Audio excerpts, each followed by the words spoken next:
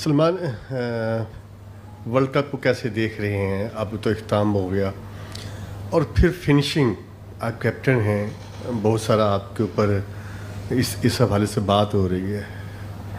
आखिरी 3 ओवर आपने कैसे खेले और आखिरी 3 ओवर आपने कैसे करवाए, इसको आप किस नज़र से देखते हैं? हार जीत it's a part of the game, but अगर आप अपनी कारकर्दगी से क्या मुतमिन हैं? नहीं, ऑब्वियसली सर, हम अगर आप पूरा टूर्नामेंट ही देखें तो उस पूरे टूर्नामेंट को अगर सम अप करना हो तो मेरे ख्याल से हमने काफ़ी अंडर परफॉर्म किया है। और 20 ओवर की गेम में सर हम 18 ओवर बहुत अच्छे खेले थे और दूसरी टीम अलाउ करती है कि 2 ओवर वो अच्छे खेलें। हाँ, हमने जो लास्ट 3 ओवर किए हैं वो हमारी एग्जीक्यूशन अच्छी नहीं थी। हम इससे बेटर बॉलिंग यूनिट है और इससे बेटर बॉलिंग हमने की हुई है पास्ट में।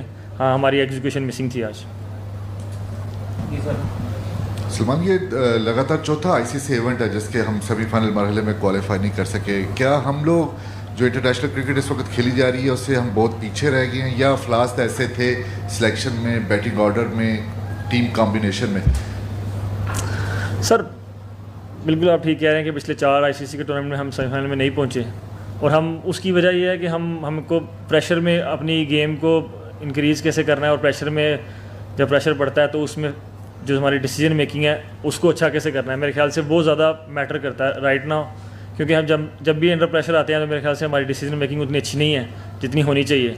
जब आप वर्ल्ड कप जैसे आईसीसी इवेंट्स में आते हैं तो वहाँ पर प्रेशर तो रहता ही है, तो वो प्रेशर में डिसीजन मेकिंग अगर आपकी अच्छी नहीं होगी तो रिज़ल्ट मेरे ख्याल से ऐसे ही आएंगे। सलमान, उस्मान खान हमने उससे इस टूर्नामेंट से तो अब हम बाहर हो गए हैं, क्या इस हार की ज़िम्मेदारी आप लेंगे और कोच लेंगे? क्योंकि हमने इस पूरे टूर्नामेंट में देखा है कि स्पेशलिस्ट हमने कम खिलाए हैं और ऑलराउंडर्स के साथ हम ज़्यादा गए हैं। तो क्या समझते हैं कहाँ पे किस चीज़ को आप ब्लेम करेंगे? और ये जैसे सुहेल साहब ने भी कहा कि ये तीसरा चौथा टूर्नामेंट है, हम अगर मगर की सूरत हाल में चलते रहे, दुआएं भी की कौम ने, सब ने की, और आज मौका था लेकिन वो मौका भी गंवा दिया। सर बिल्कुल जिम्मेदारी लेंगे, क्यों नहीं लेंगे, क्योंकि हम लोग ही ऑब्वियसली टीम को सिलेक्ट करने में हम भी इन्वॉल्व थे और प्लेइंग 11 या जो भी प्लेयर्स लेकर आए थे उनको खिलाने वाले भी हम लोग थे, तो जिम्मेदारी हम लेता हूँ, मैं भी लेता हूँ और आई एम श्योर कोच भी लेंगे। और सर बात वही मैंने जैसे उनको जवाब दिया वो सेम ही बात है कि हमको अंडर प्रेशर आकर जो डिसीजन मेकिंग है वो अच्छी करनी पड़ेगी, क्योंकि बेसिकली जहाँ पर मिस्टेक्स आपसे होती हैं आपके प्रेशर में ही आपसे मिस्टेक्स होती हैं। तो और आईसीसी इवेंट्स में तो प्रेशर हाई प्रेशर रहेगा ही, क्योंकि आप दुनिया की बेस्ट टीम से खेल रहे होते हैं और एवरी गेम वेरी इंपॉर्टेंट होता है, क्योंकि आप एक गेम हारते हैं तो ऐसा लगता है ऐसे अब टूर्नामेंट से बाहर हो जाएंगे। तो वो मेरे ख्याल से अंडर प्रेशर जब आते हैं तो उस टाइम डिसीजन मेकिंग अच्छी करनी पड़ेगी हमको। सलमान, अबू बकर है। आज जो प्लेइंग 11 खिलाएगी वो कंपैरेटिवली बेहतर थी और रिजल्ट्स भी आपके फेवर में गए, तो क्या आप ये समझते हैं जो इससे पहले प्लेइंग 11 की सिलेक्शन थी उसमें कुछ गलतियाँ हुई और एज अ कैप्टन आपका उसमें कितना रोल था?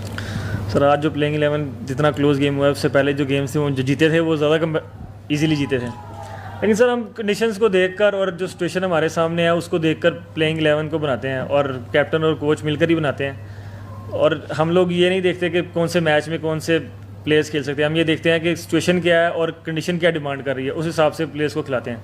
आज जो था हम लोगों को ज़ाहिर बात है हम डिफरेंट मैच था हमारे लिए, क्योंकि हम लोगों को 13 ओवर में जीतना था या हमको आइडिया था कि हमको 65 रन से पहले उनको आउट करना है, तो उसी हिसाब से हमने टीम खिलाई थी। सलमान, बहुत अफसोस है कि पाकिस्तान की टीम बाहर हो गई। आपने एक इंटेंट शो की थी 3 नंबर पर आकर श्रीलंका वाली सीरीज़ में, लेकिन ये पूरा टूर्नामेंट आपके लिए भी बहैसियत बैटर भी अच्छा नहीं गुजरा। तो आप समझते हैं कि आप खुद कप्तानी से छोड़ेंगे T20 से या आपको क्रिकेट बोर्ड हटाए? सर बिल्कुल ठीक कह रहे हैं आप। मैं 3 नंबर पे आकर श्रीलंका सीरीज़, ऑस्ट्रेलिया सीरीज़ काफ़ी अच्छा खेला था और अभी उस वर्ल्ड कप में वैसी मैं परफॉर्मेंस नहीं दे पाया जैसी मुझे देनी चाहिए थी। और मेरे ख्याल से पूरे वर्ल्ड कप में साफ ज़्यादा के अलावा हम बैटिंग यूनिट हम लोग उतना अच्छा खेला नहीं है। और सर डिसीजन अभी राइट ना हो सर, मुझे लगता है कोई भी डिसीजन होगा वो इमोशनल होगा, वापस जाएंगे, थोड़ा सा टाइम लेंगे 2-4 दिन, उसके बाद जो भी डिसीजन होगा वो करेंगे। अस्सलाम वालेकुम सलमान, अरफा फिरोज़ है। सलमान, इस T20 वर्ल्ड कप में सबसे बड़ा जो एक डिबेट जिस बात पे रही हुई नंबर 4 पर बाबर आजम का खेलना था। कुछ ने कहा खेलना चाहिए, कुछ ने कहा नहीं खेलना चाहिए।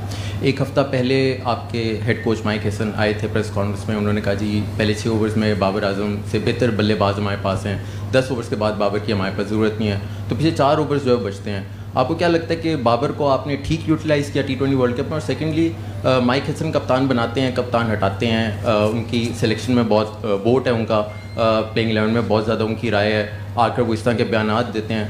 आपको क्या लगता है कि वो डोमिनेट ज़्यादा कर रहे हैं और आपको जब वो एक डमी कैप्टन के तौर पे पोर्ट्रे कर रहे हैं? मसला ये है कि अगर मैं इसका जवाब ना दूँ तो आप डिसरिस्पेक्ट लेंगे। लेकिन सर देखिए, मेरी बात सुने, जब कोई टीम बनती है तो वो ये टीम गेम है, ये किसी एक के डिसीजन से नहीं बनती, ये सारे लोगों के डिसीजन से, जो स्टेक होल्डर्स हैं उनके डिसीजन से बनती है।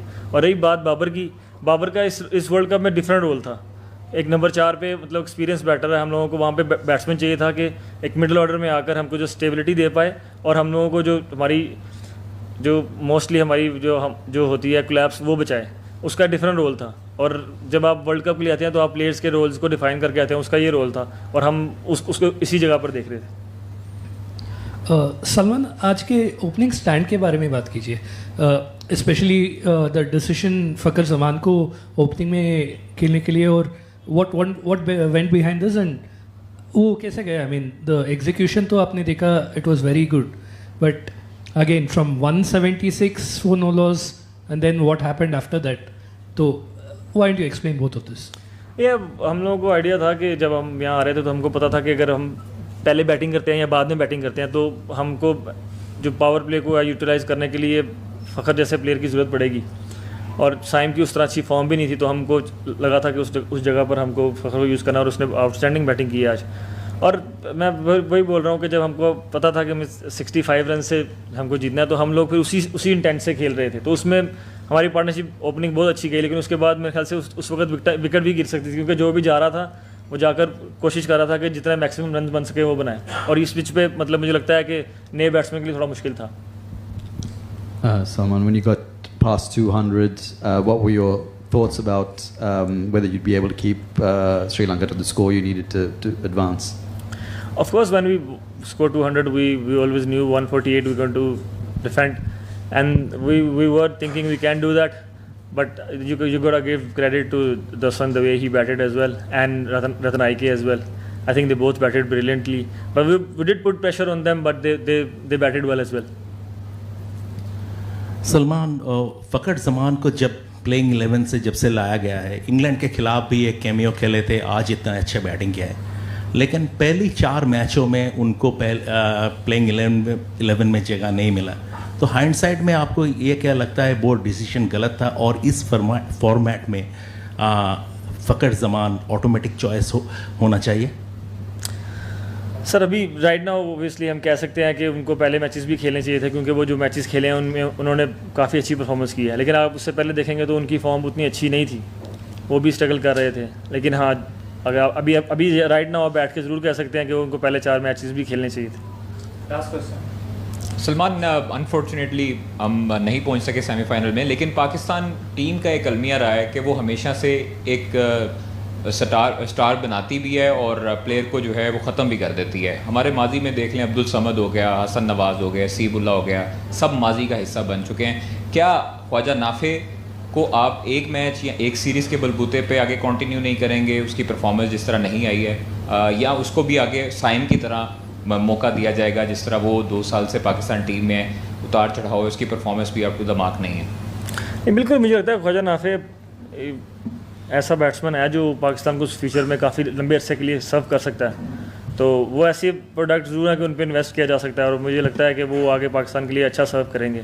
और रही बात हसन, अब्दुल समद, मेरे ख्याल से वो लोग भी फ्यूचर का हिस्सा मुझे लगता है आगे T20 टीम में स्पेशली ज़रूर नज़र आएंगे आपको।